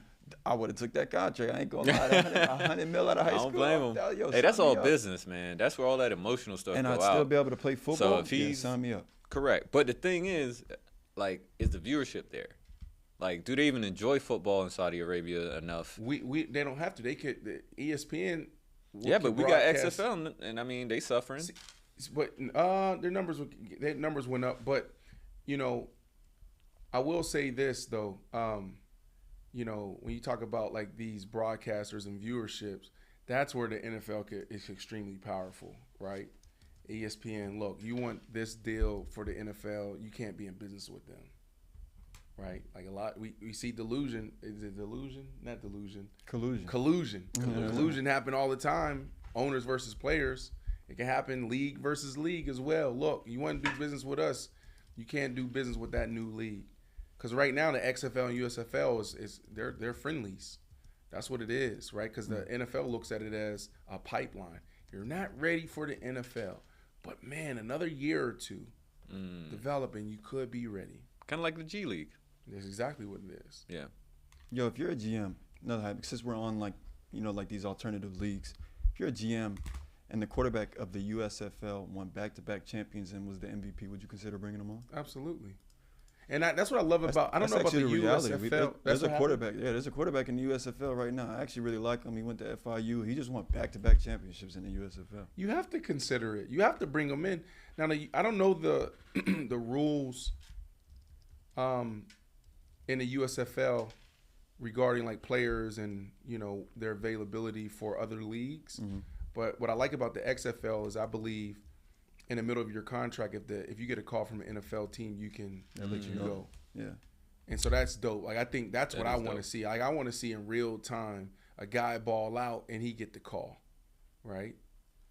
Because it almost kind of speaks to like for The Rock, for instance, right? He went through the college system I believe he got drafted, right? Or no? He was at UM. I don't know if he The was Rock, drafted. Dwayne Johnson. Oh, at least he didn't get LeBron. drafted. He didn't get drafted, didn't get but he had a career at UM. He got drafted to damn be a wrestler. A wrestler. Drafted But, like, WWE. I think that shows that he understands and respects the importance and history of the NFL, right? Because if he's like, hey, yo, this kid balled out, they offered him a contract, go do your thing. Mm-hmm. I think that's respect, right? Yeah. Yeah, no, I would agree with that.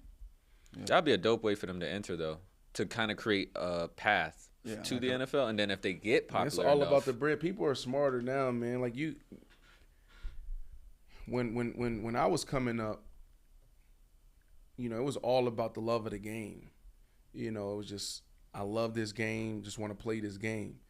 You know, we weren't talking about shoe deals. We weren't talking about the business side of things. Now these athletes in middle school are getting paid.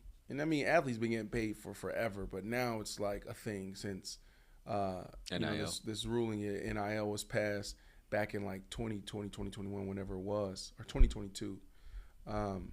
But now kids are getting paid in middle school, and they're thinking about this. Their parents are thinking about this. So if you got the parents so money hungry or business savvy, and you get opportunities like this, it's going to be hard to pass up on it. And you've seen this in basketball. Yeah. Like, you can say basketball's been doing this. Brandon Jennings, he said, you know what? Not ready for the NBA, but I'm definitely not going to college. And I think he went to China, made millions, and then They came back. made his way. I think it was Brandon Jennings. Then he made his way to the NBA. It's breaking that monopoly idea, right? I thought he was sense- drafted by the Bucks. No. Was he drafted by the Bucks? I got you. Yeah.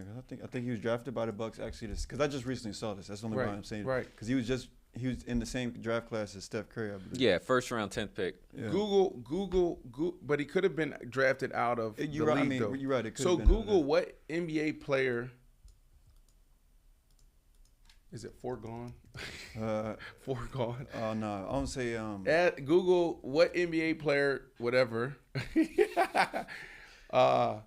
skipped, or that's what it'd be. Skipped college and went overseas to make it to the NBA. So that was a lot. Hey, Google My understands. Google Come searches up, be though. terrible. I'm like, bro, No, you could he be- was right. Jennings was selected Oh, 10th over by Milwaukee. He became the first player who skipped college to play professional basketball in Europe to be drafted by an NBA team. So he That's went to tough. Europe Yeah. first and then Okay. got drafted. Actually, yeah, I didn't know that. Yeah, that was legendary.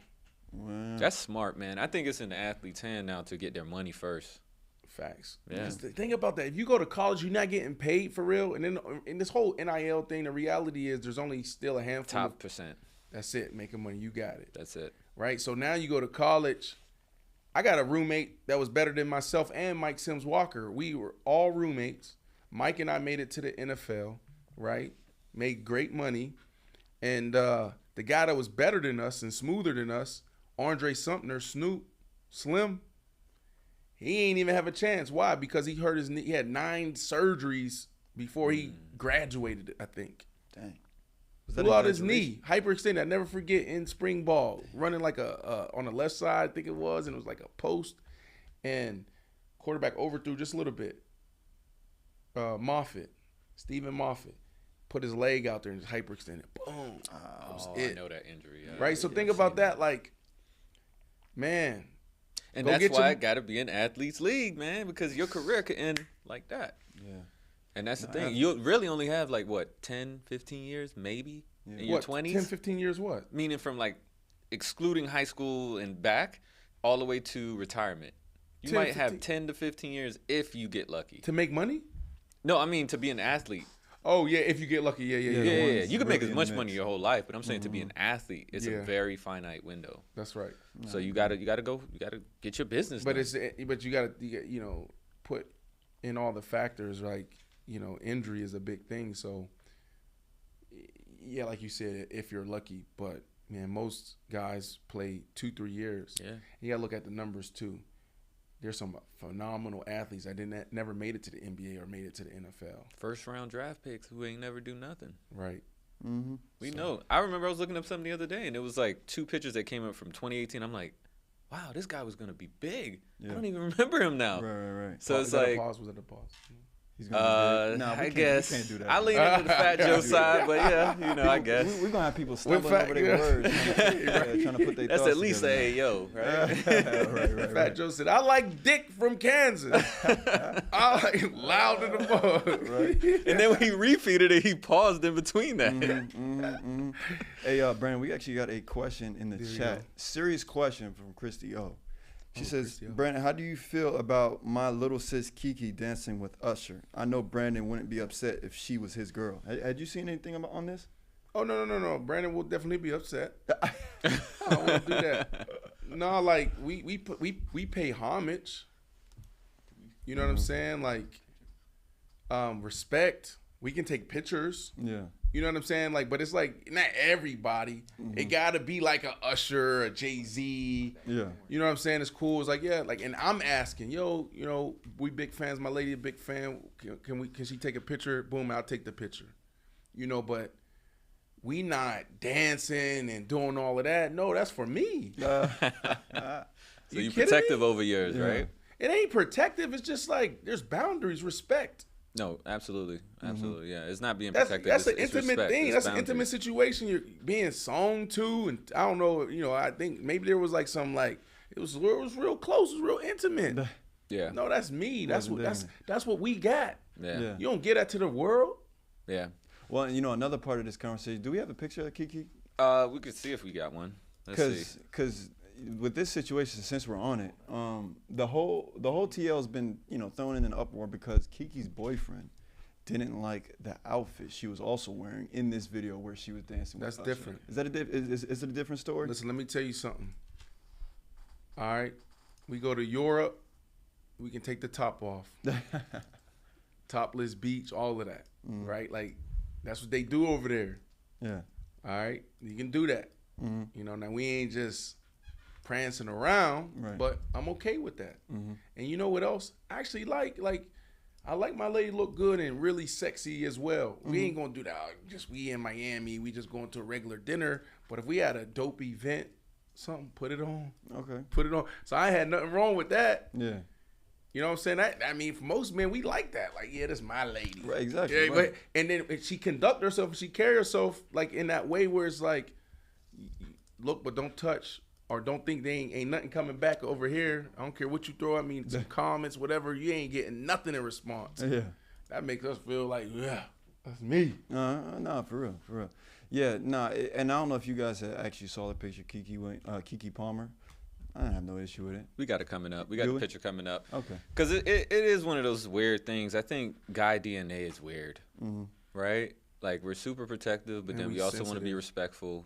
So, like, there's always going to be that guy that's like, nah, that's me. That's my Kiki, right? Yeah, right. But then you're going to also have the confident guy that understands and, like Brandon said, like, put that shit on. You know what I mean? So See, yeah, look. He grabbing her. No. But see, I like this outfit.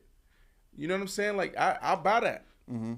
Yeah, Okay. right. She can buy it herself, but like for me, I'm not only approving that, I'm buying it. I'm the one picking it out. So you approve of the first picture, but the second picture is where she's crossing the line. Then. Yeah, now like, she dancing, she all up on them. And Biggs, you're gone too far. You gone too far, cause like it ain't. We ain't like look. This All right, hold on. This ain't dancing like you throw on the Migos and boom, you Right, with your y'all homeboy. just- She running to her homeboy, somebody in the industry, and it's we vibing. Boom, right?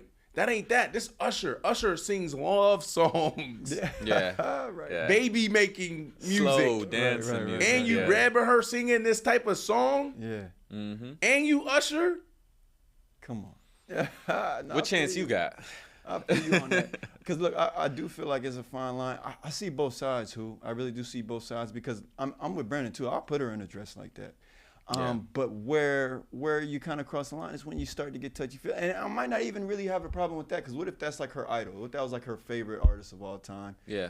So I'll let her do it. But then it's like it's a fine line because you don't want to allow too much for stuff, for you start to be taken advantage of, Hold on, and, so and you're then it saying starts to you're- become a continuous issue. So- But like, if me and her understand, like, yo, Usher is her favorite artist of all time, then I get it, because like I said, I'm secure and I'm confident that, that she coming back to me. She know where home is. So but if Usher give if you this the is just bag. if this is an occurrence with just every fan, you know what I'm saying, with every I need to be favorite the only actor, one that can like, make you feel that way. Hey, Say that if again? Usher give you the That type of bag, smile on your face, can we throw that back up? if Usher give you the like bag, that, Corey, huh? and say one night Look, with your look, Kiki. look. Look at She that smile. blushing.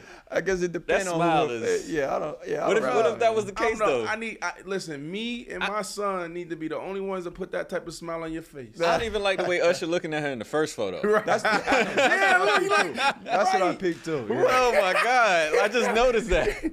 Right. I know that look.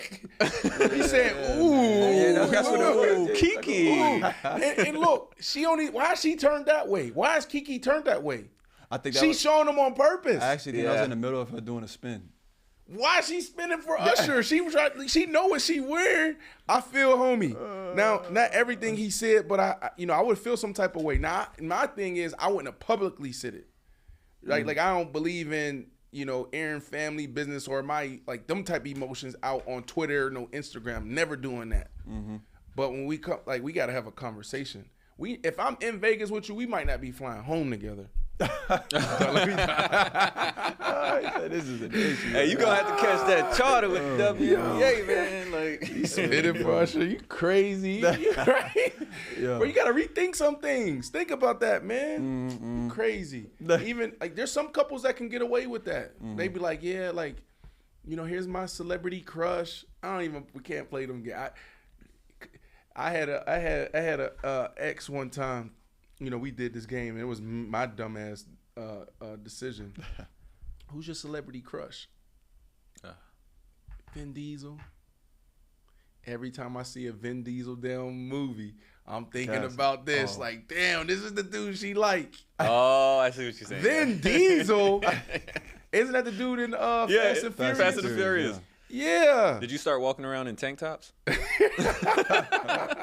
to No, Catch that what vibe? happens is then you start looking at dudes in public that kind of favor Vin Diesel, and you like, Right. Is she looking at him? you're looking at him. Yeah. That's too funny though. Men, for real, we're more sensitive than women. Yeah, absolutely. Right. Our egos are so fragile. But it comes out in anger and, isolation. The reality is, like I said, we're more sensitive than women. So we don't want to think about, girl dated somebody 10 years before you, 20 years before you, and you still affected, you still offended, you still feel some type of way. You touch my lady. Yeah. Bro, that was 10, 20 years ago. Yeah. Yeah, there are a lot of guys out here like that. I know a lot of guys like that, for sure. I mean, I feel like we all are like that. You just gotta fight it. Like the real good ones. Like I'm like that, but I'm be like, you know what? It ain't that serious. Nah, you gotta talk to yourself. Like, come on, man. That was 10, 15, 20 years ago. Yeah, bro. I Yeah, don't you know, we released might have her back speak to the for ourselves. streets. Wait, so what you're saying is you wouldn't be able to let something go that happened 15 years ago? Well, I'm thinking it's like it's there. You know what I'm saying? Yeah. It's there. Like, you be laying in the bed. Y'all think that's cool? Like, tell me about your experiences, who you talk to, all that. What? Nah, your life started when we started dating. Right. That's when your life started. I don't want nothing to do with your past. Oh, Yeah, man. we got any more questions in the chat? That was a good question. Christy Oden Apparently, a started lot of people something. keep bringing up Christy O. Christy O, but we're not seeing her comments. I'm I'm seeing seeing her I'm comments. seeing Christy. Okay, because I keep seeing people say How they're they not feel seeing her about comments. what we saying here? I don't think that guy would be so insecure if he was on Usher's level. I but that's disagree. tough. It ain't insecure. I mean, well, there was one part of it where he said, "What you wearing?" and that's what we broke down. I think we all said, "Well, what did you say?" Me and Corey said we're okay with our lady wearing that type of dress. I'm okay with it. I think it's like I agreed on your side. I think it's a conversation though. I think it's about respect at the end of the day. Like I don't want to then dictate another human being on how to dress, how to act. But if we don't have that respect, or we go out and I see something and I come back to you with a conversation and it happens again and again and again, I have a choice, which is to leave. Yeah. So like I'm not an argumentative person. I rather have conversations, cut dry, and then make a decision. So for me, it's not like necessarily being like what you can and cannot do. It's do you respect me? Right. Yeah, having that respect level for each other. And it's like you almost want to just be able to be on the same page too, and you guys just both know what those boundaries are. I think that's just the important part, the most important part of relationships, establishing the boundaries and just respecting them.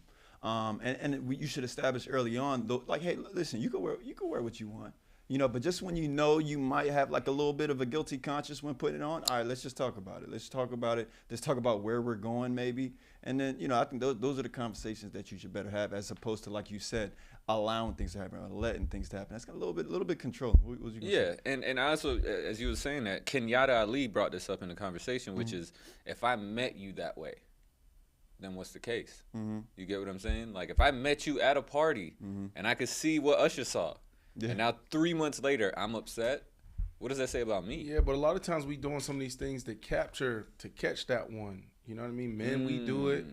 So that's what I mean, though. We approach it, you know, trying to be cool. You know what I mean? Putting our best suit on. And women, they do it in their own ways. And it's just like, you're right. It's like you got to understand what you're signing up for. But then when you're with somebody, the rules kind of change. The rules change A little bit. What you do when you're single, you can't do when you got somebody. Rules change. But like Corey said, those are the things that you're supposed to sit down and talk through, because you don't, you know, have the same experiences, same upbringing. You don't see the world exactly the same. So what she or he may do could potentially offend you, but they don't even see anything wrong with it, right? Yeah. And then that's where you had a conversation. It's like, so let's reverse engineer this thing. So dude comes out, he's mad at Kiki Palmer, right? This is what happens in a healthy and a mature relationship, right? She does that, boom. She feels good about it. She's comfortable. Women empowerment. Why? How y'all men been telling us for how many years what to do with our bodies and how to express ourselves? That's where she at, right? They never had a conversation when they first got together, but now, boom, she just had a baby. Kiki Palmer just had a baby. She feeling good about how she look right now. Right. Maybe she don't feel good about herself right now, right? Because women's bodies go through some changes. So maybe she's like, you know what? I want to do this to make me feel good or get my confidence back. She got Usher now. Oh my. Other problems. But boom, after it's like, all right, babe, look, let's have a conversation. You know, obviously you felt good and comfortable with what you put on. For me, this is how I felt, right? And then that's how you start that conversation. And then, you know, she may come back and say, you know what? I didn't know that you would feel that way. I'm going to change some things, you know? Or she might say, you know what? Everything I just said, men, y'all been telling us how to dress and for so long. Y'all been telling us what to do with our bodies. Like, I'm not with that. And that's where what you said comes into play. It's like, all right, now you have a decision to make. She's not willing to compromise, right? There's no solution there. So now you got to either deal with it or you got to walk away. Yeah. Because that same confidence that it gives her, that you're talking about, that dress, what if it's lowering my confidence? As a man. As a man. Ooh. That's the conversation I'm trying to have. Because I feel insecure now because all these other men around, like, these are conversations a lot of men won't have. I'll go there because I understand and respect, like, I've done things to mentally and physically, emotionally check myself. But, like, a lot of men won't go there. It's lowering their confidence because now it's like all these guys have potential, my girl, and that's what I work so hard, or whatever the case may be. And I think that's the conversation we're missing, is it always comes to one side, but it's a balancing act. I love that. We're at 103 minutes. Yeah, we're pretty much out. Yo, can I get your thoughts on this real quick? This is only going to take like a minute. What? This is breaking out. I'm on Twitter. It says Britney Spears was allegedly slapped in Vegas by Victor Wembanyama security. She was backhanded in the face. Ooh. There's video of this? Yeah, I saw that. There's actual video of it too? No, I'm saying I saw that. Disrespectful. It's messed up, man. Yeah. Come on, man. Leave Britney alone. Yeah, like, we love Britney. And it's Britney Spears. How you going to do that to Britney Spears? That's Faction Talk, Channel 103, Sirius XM, YouTube. Great conversation. Appreciate you guys coming back, supporting us, jumping in the chat, challenging us, pushing us to be better. We love you guys. We will see you Monday. Monday it is. Peace.